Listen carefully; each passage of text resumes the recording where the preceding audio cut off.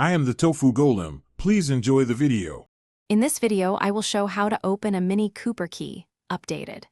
Start by pressing the tiny release button and pulling out the emergency blade, then pry the shell gently at the seam with a plastic tool.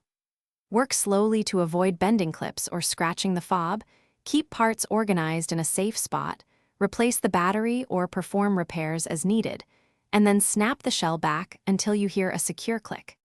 Gather a soft cloth, a small flat plastic pry tool, and a new CR2032 battery if needed. Protect painted surfaces by working on the cloth and avoid metal picks that can damage the fob. Work slowly and keep track of tiny parts like springs or clips, and use gentle pressure when prying the shell. If unsure, consult a professional locksmith or dealer for complex repairs or programming needs or tutorials. Quick recommendation: if you're finding this video helpful, please subscribe and like to support the channel.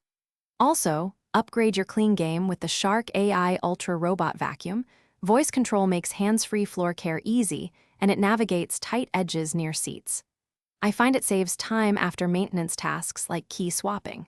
Check the description for the link and other deals, and grab one if it fits your needs. Now let's get back to the video. After opening the shell, identify the battery holder and note its orientation before removal.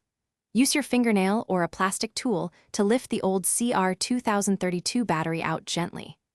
Clean the contacts with a cotton swab lightly moistened with isopropyl alcohol, then insert the new battery with the same orientation.